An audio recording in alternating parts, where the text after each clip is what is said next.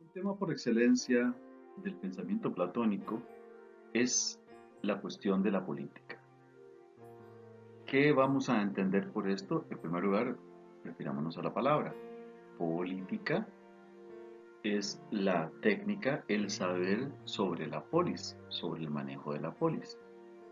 No deberíamos casi llamarle así, sino politeía, o sea, el manejo de la constitución de una ciudad. Este tema, esta gran cuestión, a Platón le interesó desde el comienzo del desarrollo de su obra. Aunque los primeros escritos, como los vimos, eran referidos más a la cuestión ética, no obstante, fue paulatinamente introduciendo la cuestión de las virtudes o el cuestionamiento de las virtudes que se enlazan claramente con asuntos políticos. Temas como lo justo, lo bueno, lo prudente, el valor, la inteligencia práctica, son todas cuestiones que evidentemente tienen que ver con elementos que aplican en la ciudad. Y por ahí se dirigirá nuestro. Dos textos son fundamentales de su primera época, el Gorgias y la República. Ambos son propuestas, digamos que ofrecen elementos de disputa de lo político, pero de manera bastante diferente. Mientras que el Gorgia es muy crítico respecto de lo que ocurría en Atenas, porque ya sabemos que Atenas fracasó después de aparecer como una gran polis, como la más grande, la más importante, la más poderosa, rápidamente declinó.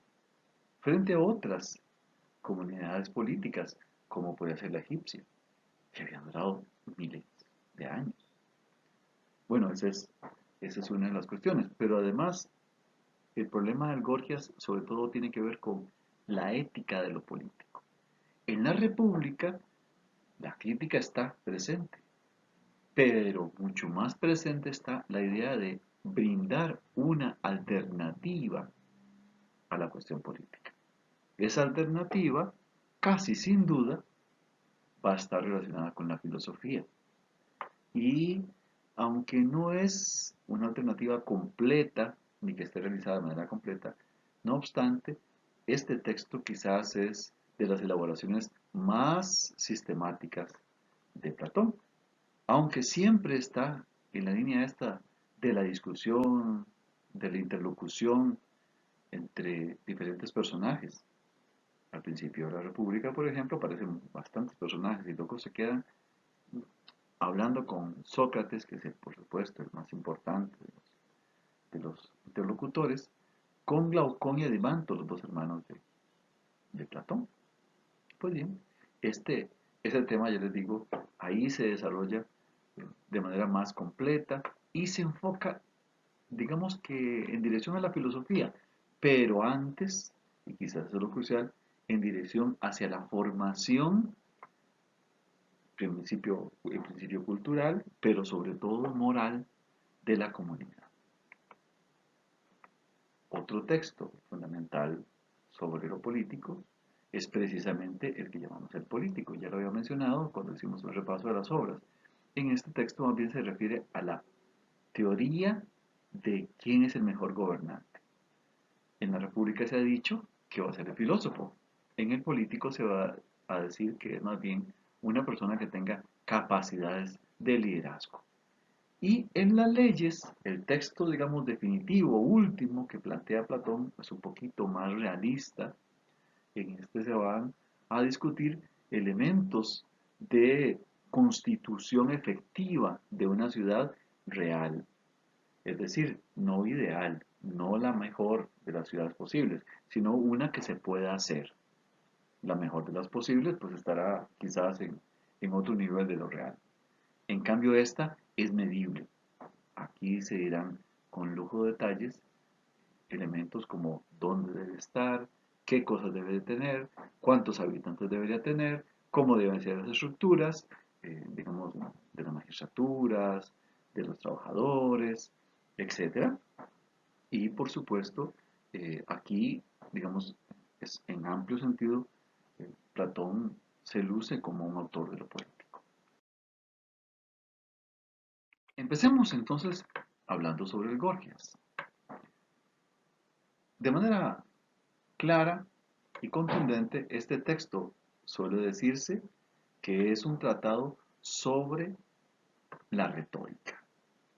Básicamente porque está dedicado a Gorgias, nada más y nada menos que el autor que nosotros hemos leído del Encomio Helena. Gorgias llega además con dos discípulos muy cercanos de él. Uno que se llama Apolo, que es un muchacho impulsivo, joven, y el otro que se llama Callicles, que es un hombre ya más maduro, de una vitalidad muy fuerte, pero que representa una tesis dura, dura, dura respecto de la política de una ciudad. La cuestión de fondo, les decía, es la retórica, básicamente porque todos están muy relacionados con esta idea de que la actividad política está relacionada con el convencer a la ciudadanía y cómo manejarnos de frente a los problemas de la decisión en una ciudad. Sobre todo decisiones que van a nivel de los tribunales. O, por ejemplo, decidir en el entorno de lo administrativo. Queda claro, en este texto, que esto es lo que está definiendo lo verdadero y lo adecuado para una comunidad.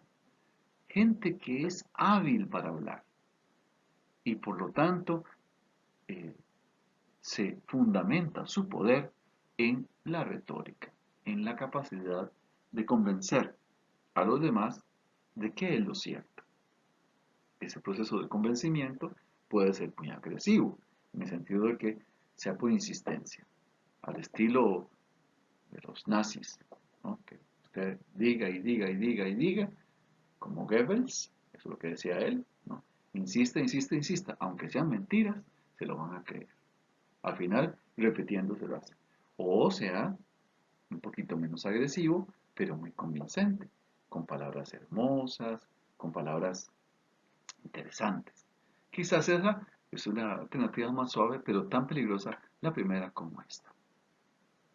Ya les digo, Sócrates enfrenta tres personajes. Y el primero es uno que se le escabulle, Gorgias. Gorgias es muy vivo.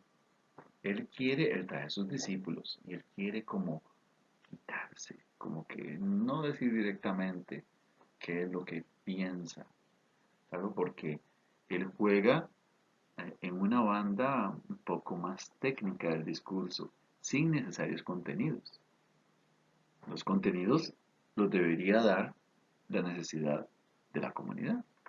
Y lo que parece en esta discusión entre Sócrates y Gorgias, el orador es un buen conocedor, es un buen sabio. Eso es lo que dice Gorgias. Y en cambio, Sócrates le dice, no, el orador lo que tiene es facilidad de palabra, pero no quiere decir eso que sepa de los contenidos que se tienen que saber. La retórica puede ser una verdad o construir una verdad muy interesante. Puede ser un discurso que llena, que nos apasiona, que nos mueve, pero de eso no se sigue que pueda construir la verdad más adecuada para un pueblo. En ese sentido, Sócrates sostiene un pensamiento mucho más centrado, digamos, en una moral de lo político. Frente a esto, que es una visión, digamos, utilitarista, pragmática, que debe ver cómo soluciona, eh, digamos, lo normal en la administración, pero siempre para que me favorezca de algún modo. Eso no puede ser aceptable, según Sócrates. El otro contrincante, yo se los mencionaba ahora, es un muchacho joven, se llama Apolo, y representa una posición un poquito extravagante. Fíjese que Polo sostiene algo que podríamos denominar un inmoralismo de lo político. Primero señalando lo siguiente, una persona que puede ser injusta, que puede parecer en sus prácticas y demás como mala, como inadecuada, no obstante, no por eso es infeliz. Y entonces, como no necesariamente es infeliz, habría que valorar qué es eh, lo más adecuado para uno que está en una ciudad. Sería pasar por bueno o ser feliz o ser adecuado. Y entonces Polo piensa que es muy diferente, muy diferente la vida de uno a la vida de esos que se entregan como héroes por la moralidad. Eso no tiene sentido. Para Apolo eh, está claro que un orador puede conocer lo justo, pero eso no interesa directamente. Lo que interesa es que él convenza. Es decir, lo que interesa es que él logre sus objetivos. Los objetivos son los propios, o sea, los que realmente le favorecen a él. Frente a esta posición, entonces eh, yo voy a tratar de defender lo que a mí, a mí me parece más interesante. Que a los demás les va mal por esto, ya eso no es un problema mío, allá el resto. Si cada uno de nosotros está pensando así, va a haber un pleito, pero en todo caso, el asunto es que esto es de vivos, esto no es de héroes ahí muertos, esto es de gente que sabe lo que corresponde. Entonces, Sócrates le dice a Apolo, dice, mire, eso que usted está diciendo, luego yo sé que se traduce en términos de una retórica que va a tratar de hacer prácticas y construir, digamos, esas verdades de mentirillas reales, como para que todos se convenzan, pero eso no es lo pertinente. Es más, la retórica no genera ningún conocimiento, la retórica es como una práctica, como otras, como, ¿qué vale? Sí, como cocinar, como hacer zapatos, es como cualquiera. Esas son artes que funcionan, aún no lo puedo utilizar, pero lo central anda por otra parte.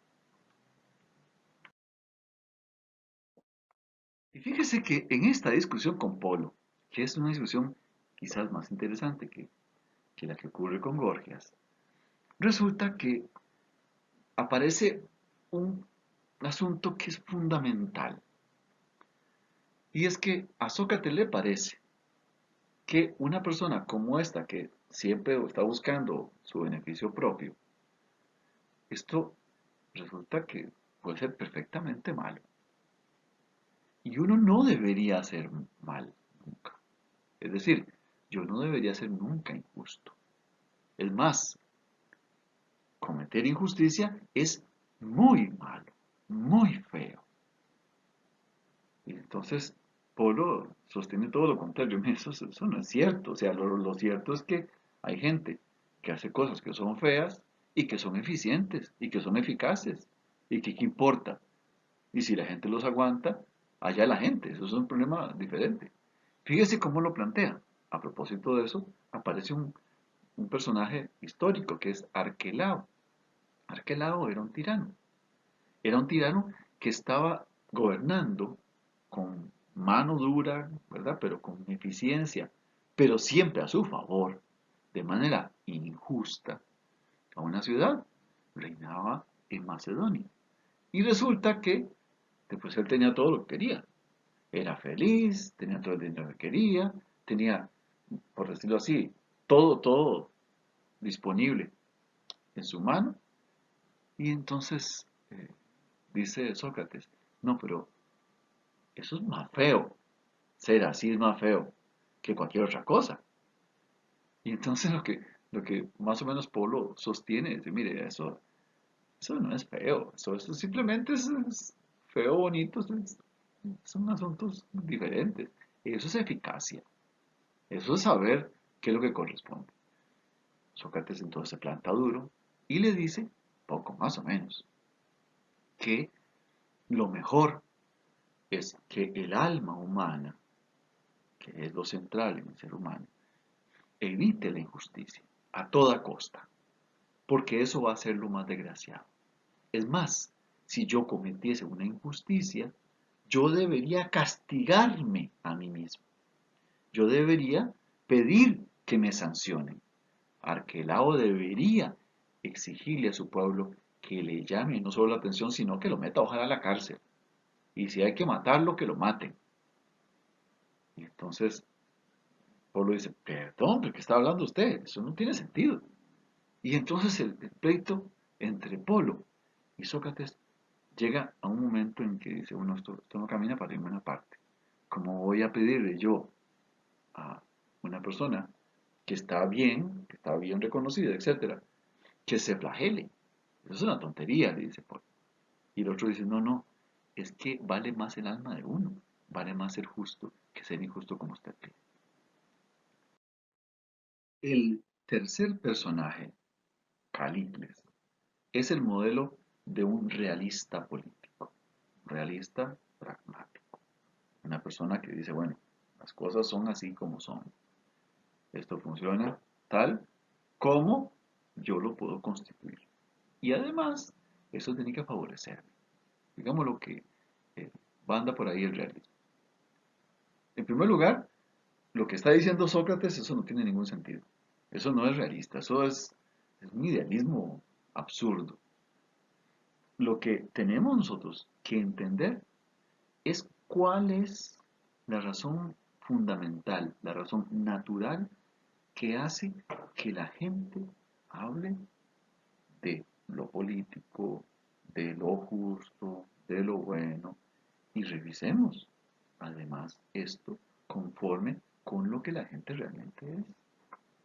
Sócrates tiene que estar hablando en broma. Vamos a decirlo claramente. A ver, distingamos entre ley y naturaleza. ¿Qué es lo que nosotros tenemos por naturaleza? Bueno, entre nosotros hay gente que es pobre y gente que es rica. Hay gente que es débil y hay gente que es poderosa. Eso es lo natural. Cuando usted dice que un pobre se haga rico, está un poco rompiendo con esto, con lo que acontece. Si usted, por ejemplo, una persona débil, la ensalza para convertirla en poderosa, o está haciendo algo extraño, o está simplemente rompiendo contra lo que le da la naturaleza a esa persona. Entonces, digámoslo así, claramente las leyes que se han establecido en las comunidades políticas, todas son injustas. ¿Por qué? Porque han hecho lo que más o menos dice Sócrates, que se vuelva feo cometer una injusticia. Por ejemplo, ponerse por encima de los otros, cuando eso no es cierto. Si usted está hecho para estar por encima, usted está hecho para estar por encima. Si usted está hecho para ser un subordinado, subordínese. Ya. Ahora, el asunto es que lo que dice la naturaleza es que efectivamente nosotros, si somos poderosos, tendríamos derecho a hacer lo que nos corresponde en una ciudad. Eso puede significar tomar el poder. Y no igualar.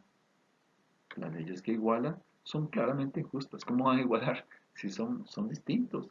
Es muy diferente ser un pobretón, un inútil, un vago, o, o hay una persona de baja estirpe a ser una persona interesante, importante, significativa. No, nosotros no deberíamos sostener eso. Lo que debemos es más bien ensalzar a los grandes y permitirles que hagan su desarrollo. Esa posición de Calícles para Sócrates es escándalo. Para él, esa idea de que los débiles, simplemente lo que se han hecho con las ciudades es reunirse para defender su debilidad, eso es pisotear el sentido de la verdad. La verdad tiene que ser la justicia. Entonces Calícles no lo puede entender, eso no le cabe. Dice, eso es lo que usted tiene metido en la cabeza, es una filosofía que ya no corresponde. Es como para idealistas jovencitos que piensan que todo el mundo tiene que ser igual. Eso es falso. La filosofía hay que abandonarla. Le dice Calícles a Sócrates, dése un baño de realidad. La realidad no es así. Usted ya está mayor como para que esté hablando así como si todo el mundo puede ser igual. No, la gente es distinta. Y los poderosos serán poderosos. Si usted quiere ahí jugar de poderoso, entonces hágase poderoso. Pero demuéstrelo, hágalo, lógrelo. No es así de mentirillas. Ahora, para lograrlo efectivamente, hay que buscar el núcleo importante desde todo punto de vista, que es alcanzar el poder. Calicles tiene dos discursos muy importantes. Uno es sobre esta cuestión de la naturaleza y el segundo sobre el placer. Y dice, lo más importante que nosotros somos personas que buscamos el placer, personas que somos pasionales.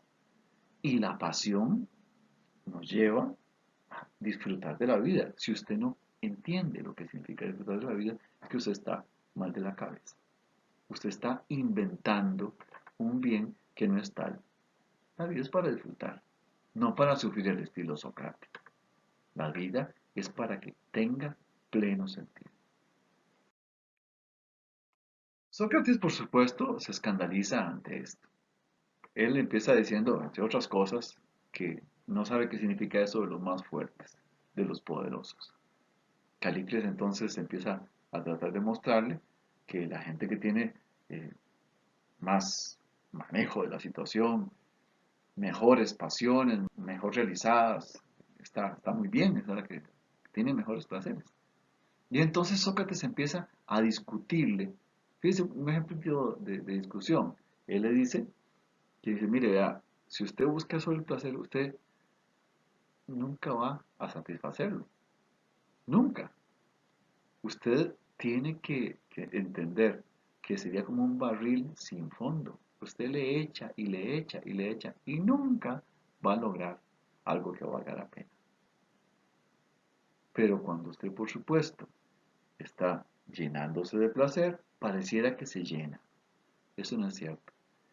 Y entre hacer una política como la suya, una política en la que busca solo placeres y solo beneficios, o una política que sea responsable, yo tengo que pensar en la responsable, en la que mejore la vida de la gente, de todos, porque yo voy a excluir gente o simplemente a subordinarla. No, lo que pasa es que usted está acostumbrado a vivir en Atenas donde esa es la tónica.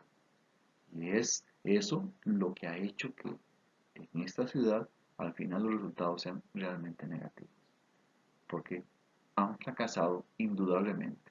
¿Por qué? Porque se ha llenado de gente que lo que le gusta es adular o ser adulados. Políticos aduladores y gente con los oíditos para escuchar solo cosas lindas, que digan cosas lindas de ellos. Puro engaño. Y entonces Sócrates empieza a apostar, digamos en la parte más fuerte, por aquello que beneficie efectivamente a la comunidad. ¿Y qué es lo que va a beneficiarlo? Bueno, mire, apostar por lo más importante. Empecemos por beneficiarla en el sentido intensamente espiritual. No estoy hablando de una religión, estoy hablando de la espiritualidad, esta que corresponde con lo ético. Yo lo que tengo que buscar es que la gente entienda cómo ordenar, cómo moderar, cómo hacer justo su vivir y no dejarse llevar por ese desenfreno, que jamás va a tener freno, porque de por sí se define así, que jamás va a alcanzar sus objetivos, porque si yo empiezo a buscar placeres y placeres y placeres, sencillamente nunca voy a parar, no voy a poder contenerme.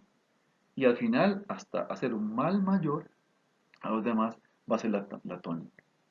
En cambio, una persona moderada tiende a ser justo, se contiene, no se apropia del bien de los demás.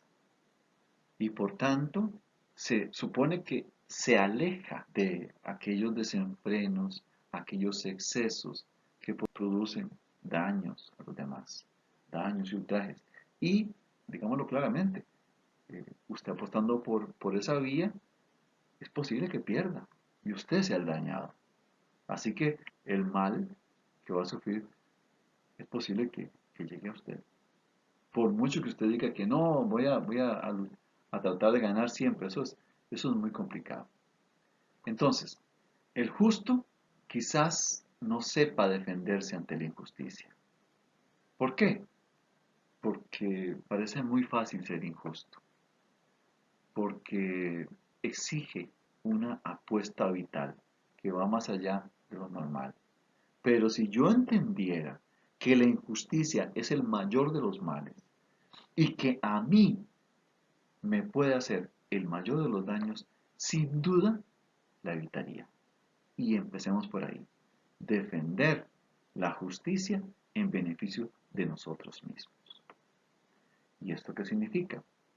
Que voy a tratar de ser a toda costa la mejor persona. ¿Es quizás la vida de una persona injusta muy larga? Sí, pero vive en la desgracia. Y entonces es mentira, porque eso está tratando de conservarse a toda costa, pero es injusticia. Podríamos decir que es una especie de desgracia social. Y eso no podríamos permitirlo para nosotros. Entonces, ¿qué significa política en términos del Gorgias?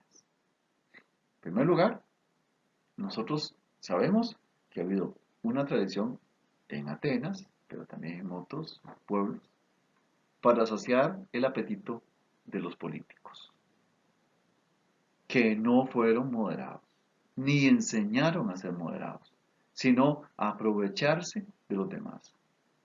Y entonces trataron de manera injusta a todos sus gobernados, a sus administrados. Y por lo tanto, lo que hicieron fue hacer la labor de los tiranos, que es usar discursos lindos para que todo el mundo piense que son buenos. Y evidentemente actuar con injusticia. Al haber hecho eso, ellos mismos dieron el ejemplo y por supuesto la comunidad se volvió altamente negativa. Leamos el último parrafito. La verdadera política es la que ejercita Sócrates. Como no trata de agradar, sino de procurar el mayor bien a los ciudadanos, posiblemente a él le sea muy difícil defenderse en caso de que corriera su vida a peligro. Por cierto, Calícrates lo amenaza. Ya sabemos que va a morir. Pero la muerte se puede soportar fácilmente cuando no se ha dicho ni hecho nada injusto contra los dioses o contra los seres humanos, contra quienes me rodean. En consecuencia, la política es una disposición buena para con los demás. Entonces, una persona buena en lo público y en lo privado es alguien que efectivamente hace virtuosa su vida. No dice, no habla, porque la retórica es muy fácil para convertirla en un arma a favor de la mentira. No, la retórica que sería buena sería aquella en la que se acompaña por actos. Y el objetivo fundamental de la política es sin duda que la gente sea virtuosa. Y eso debería ser una consigna para todo el mundo. Vayamos ahora a la República. Vimos algo sobre la cuestión de las almas. Aquí va a ser fundamental eso. Pero empecemos hablando sobre algunas teorías de la justicia que aparecen en el libro primero de este extenso texto platónico. Bueno, ahí fíjese que aparece una tesis que podría considerarse tradicionalista y que representa Céfalo, uno de los personajes. Dice él, decir la verdad, a propósito de la justicia, decir la verdad y devolver a cada cual lo que de él hemos recibido sería lo justo. Fíjese que eso está, creo que es perfectamente aceptable, ¿no? De dar a cada cual lo que de él se ha recibido. O sea que si yo no he dado, pues yo no debería recibir. Polemarco, que es hijo de Céfalo, sostiene, dar a cada uno lo que se le debe. Eso de cada uno lo que se le debe es muy interesante, pero ¿Quién define qué se debe? Eso es dificilito de entender. Todavía se discute otra tesis. Dar a cada uno lo que le conviene. Fíjese que lo que se debe puede hacer que tenga que ver con una naturaleza. Lo que le conviene es mirando lo conveniente incluso para la ciudad. Y vean esta otra versión. Ojo que son varias teorías sobre esto. Hacer el bien a los amigos y mal a los enemigos. Eso sería como muy claro, ¿verdad? Sobre todo si estamos en guerra. Pero, evidentemente, ahí, ¿quiénes son enemigos míos? Parece que los enemigos los tengan a la par, a lo mejor son los vecinos. Entonces, es también problemática. Pero esta es la visión, digamos, tradicional sobre la justicia. Y hay una visión muy radical, que es la visión de Trasímaco, a quien nos habíamos referido cuando hablamos de la justicia en los sofistas. Trasímaco representaría una visión más o menos sofística, igual que Calicles, ¿eh? Dice Trasímaco, la justicia es lo que conviene al más fuerte, el que está en el poder, y eso es lo que interesa. Claro, entre esto de dar a cada uno lo que le conviene y después, no, darle al fuerte lo que le corresponde al fuerte, o que más bien el fuerte se imponga, y ya, eso es lo que es justo.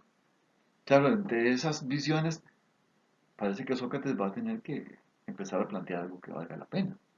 Y esta ciudad necesita ser como redefinida. Pensemos en la teoría de Trasímaco. Primero, Trasímaco es posible que se base en la tesis esta de que hay una distinción entre naturaleza y convención que destacar, más o menos lo que había planteado Calícles. Pero él habla de la justicia como el interés del más fuerte, porque el más fuerte corresponde con lo natural. Él debería ser el que manda. Y las leyes no deberían ser producto de los débiles, sino de los fuertes. Entonces, ahí hay un asunto muy curioso, porque entonces habría la disposición del derecho natural, que sería el derecho a los fuertes, y un derecho positivo, que podría ser el de los débiles. Pero eso no nos conviene. En todo caso, para Trasímaco, un fuerte debería establecerse. Ahora, ¿quién es un fuerte? Bueno, perfectamente cabe la posibilidad, y eso es muy interesante, que no estemos hablando de un tipo ahí que es un tirano desgraciado. No, que sea un sistema o un grupo político fuerte. Son los fuertes. ¿No ha funcionado toda la vida así? Pues parece que sí. Esa es la tesis de Trasímaco. Hay una alternativa todavía que se discute, que dice, eso es muy pragmático, esto lo plantea Glaucón y Adimanto, los hermanos mayores de Platón. Dicen ellos, dice, vea, lo justo no tiene que ver con una naturaleza, ni que uno sean débiles, otros fuertes, no, eso no. Tampoco es como una consigna así ética, no. Lo justo es algo en lo que nos pusimos de acuerdo. Es el producto de las convenciones. ¿Qué quiere decir eso? Que, digamos, nosotros tuvimos en algún momento una suerte de estado de naturaleza, una suerte de inicio, en que nadie era justo ni injusto, porque no existía la justicia. Pero la gente pues cometía muchas injusticias, porque claro, no viendo ley, pues uno se impone a la brava. Y entonces, dice Glaucón, los débiles hacen un contrato y establecen leyes. Como las leyes tienen que funcionar, funcionan a base de imposición, y pues al final uno termina acostumbrándose. Y se acostumbra de a que esas seguros son las buenas. Y entonces, dice conclusión, nosotros dejamos los instintos naturales, aquellos de que hablaba Trasímaco, y como dejamos esos instintos naturales, entonces digamos que encontramos una manera de hacer justicia, que es la que dice la ley. ¿Es eso natural o no? No, eso lo establece simplemente la historia. Y el ir acostumbrándose paulatinamente. Sócrates no cree en estas tesis. Básicamente, ¿por qué? Porque él piensa que la justicia es un asunto del alma. Las teorías de la justicia, estas convencionales o las otras naturales, no han tomado en cuenta que el núcleo fundamental es ¿Cómo logra un ser humano adentrarse en su autocomprensión? La justicia debería ser una propiedad que nos defina y que, digamos, adecue, acomode, disponga de manera, digamos, perfecta el alma humana. Y entonces vamos a recordar la teoría de las almas. ¿Recuerdan lo de las tres almas? Bien, como esa estructurita el triangulito que les puse ahí arriba. Precisamente ahí está la clave. En una ciudad, la gente debería sentir que el poderoso es alguien que se adecua en la justicia a su posición. Cada uno puede hacer lo que sea más justo con respecto a la situación que le toca. Y eso es porque nos ordenamos, porque nos adecuamos a un bien que podemos denominar justicia. Como se dice en griego, dike o dikaiosine. La justicia entonces es un producto de lo que nosotros en nuestra alma podemos instituir como lo bueno para con nosotros. En este sentido, vamos a hablar de una correspondencia entre el alma y la ciudad. Recordemos aquel esquema que habíamos visto. Tenemos entonces trabajadores, guardianes y gobernante o gobernantes, ¿no? Y después de esto, diríamos el conjunto de la ciudad. Bueno, para cada uno de estos podemos decir la tendencia. ¿Qué es lo que tienden a hacer los trabajadores? Concupiscibles, llenarse de deseos, son gente que es un poquito ambiciosa ¿verdad? Para querer tener más y demás. Los guardianes que son irascibles, son muy apasionados, ¿verdad? Y los gobernantes deberían ser racionales. Bueno, para que el conjunto sea conjunto, para que la totalidad sea conjuntiva, tendría que ser justa. Y ahí es donde vienen las virtudes. Ay, buscamos la justicia. ¿Qué es lo que tendría que ser? Bueno, que la racionalidad del gobernante sea inteligente, sea práctica, sea adecuada. Que la irascibilidad de los guardianes se produzca en valentía, en defensa efectiva de la ciudad, no de ellos, ni de sus intereses, sino de la ciudad.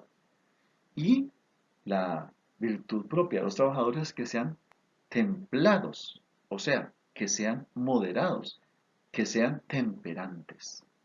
Una ciudad buena, por definición, entonces es la que tiene esta justicia de las partes. Una ciudad en la que se logre que todo el mundo entienda qué es lo prudente, lo inteligente. Se entienda bien qué es el valor y qué es la templanza, qué es la moderación. Solo así podríamos hablar de justicia. Solo así podríamos hablar de bondad. Entonces, para poder ser una ciudad de las buenas, tendría que tener un gobernante adecuado. Y tenía que tener unos guerreros que sean buenos, que se acomoden, digamos, no solo a las circunstancias, sino que se acomoden al bien de todos. Y ese es el valor por excelencia. Eso quiere decir que vamos a sostenernos en él. Y por ahí podemos alcanzar el bien que cualquier ciudad podría anhelar. Por eso, una ciudad buena es una ciudad inteligente, valerosa, contenida, moderada, templada y obviamente justa. La inteligencia, ya dijimos, es un asunto de los gobernantes.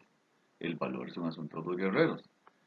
Pero había un tema que quizás es mucho más significativo. Y es que hay, de alguna manera, una correspondencia entre todas estas virtudes para toda la gente. O sea, como que una persona que es valerosa también debería ser suficientemente inteligente y suficientemente contenida. Entonces, digamos que no hay necesariamente una pureza, digamos, en cada uno de los individuos de que solo eso va a tener. La correlación de las virtudes no es para nada gratuita. O sea, igual que pasa con un individuo. Un individuo no es que digamos, tenga solo en la cabeza la inteligencia o solo en el alma irascible su valor. El valor también tiene que ser de alguna manera pensado, etc. Ahora, de estas virtudes, quizás la que importa más, porque es de alguna manera la más difícil de lograr, es la moderación. ¿Qué significa? Y a esto le voy a poner un poquito de atención. Bueno, en primer lugar, la virtud del intelecto, de la inteligencia, es una virtud racional. La del valor sí es una virtud, digamos, un poquito más ética. Pero la virtud ética por excelencia es la moderación. ¿Por qué? Porque es aquella que hace que haya una especie de armonía de lo inferior, que es lo que más se corrompe, lo que más se desordena. Si yo logro ser dueño de mis deseos, de mis apetitos, si yo logro controlarlos, si yo tengo esa templanza relativa a esos apetitos, entonces es mucho más fácil alcanzar la virtud general que la que queremos todos. Entonces a esto hay que ponerle especial atención. Repito, a esa moderación. Se llama sofrosine en griego. Ahora, entonces, ¿qué es la justicia? Vamos a plantearlo con un texto precisamente de la República. Es que cada uno atienda a una de las cosas de la ciudad, aquello para lo cual está hecho su naturaleza, y se adecue a eso que hace de tal manera que corresponda a el orden anímico de la propia ciudad. Entonces es que cada uno haga lo suyo, que cada una de las partes haga lo suyo con una suficiente adecuación para que todos seamos justos. Entonces, se trata de hacer lo que le corresponde a uno. Esto se adecua a una visión orgánica, porque es ese todo el que le va a dar sentido a mi quehacer, a mi vida dentro de la ciudad. Es ese todo el que se convierte en un principio fundamental de justicia. Es importante resaltar ese tercer punto que está ahí destacado. Hacer es lo crucial en esta ciudad, que cada uno haga lo que le corresponde. No dar a cada uno como imponérselo, todo lo contrario. Porque cuando usted hace, usted de alguna manera ya tiene aquello para lo que está hecho. Es decir, plantearse el asunto de sentirse parte de la ciudad. Esto es fundamental porque entonces señala un compromiso de todos y cada uno de los actores sociales en este entramado que termina al final siendo un todo orgánico, como si fuese un cuerpo, como si fuese un solo ser. Asociarnos en justicia de alguna manera es igualarnos, es sin duda buscar una coherencia, una armonización de las diferencias. Esa es la asociación entre justicia y, digamos, la igualdad, porque hay una equidad de las partes, un respeto de las diferencias y un aporte de todas y cada una de ellas. Vámonos a lo fundamental. Lo racional, ciertamente, se va a dedicar a gobernar. Lo irascible es súbdito de esa racionalidad, pero es un aliado fundamental. Y entre estos dos van a tratar de imponerse a los deseos desordenados de la parte concupiscible, que es aquello que yo tengo que controlar un poquito más. Ahora, si yo logro la moderación de eso, seguramente entenderé también qué significa la moderación para lo irascible y la moderación para lo racional. ¿Por qué? Porque un gobernante que no es moderado o unos guerreros que no son moderados posiblemente van a empezar a salirse del cauce, a desordenarse y por lo tanto a desordenar las posibilidades de la ciudad. Una persona justa habrá de ajustarse, una ciudad justa habrá de ajustarse en todos y cada uno de sus esfuerzos y de sus posibilidades. De alguna manera, nosotros vamos a interiorizar el sentido de lo justo. Vamos a hacerlo por un compromiso que corresponde desde mí mismo, en todo mi ser, a la ciudad en toda su complejidad. Así, lo que podríamos denominar como justo o como bueno es algo que es propio, no de un acto cualquiera, sino de una serie de actos de los actores de esta comunidad. Actores que se adecuan desde sí, desde su interioridad, hacia la exterioridad de los demás. Y en esta correspondencia individuo-ciudad tenemos una armonización. Y quizás con esto culminamos. Dice Platón en un momento, lo que tenemos que aprender a ser músicos de verdad. ¿Qué quiere decir ser músicos de verdad? Que estas dos caras que tengo yo, como justo individuo y como parte justa de una ciudad, se compaginen, se armonicen, y así como la diversidad de las notas de un acorde se puede correlacionar en esta ciudad, así como en este individuo, todo suene perfectamente armonioso, hermoso y al final sea justo y bueno.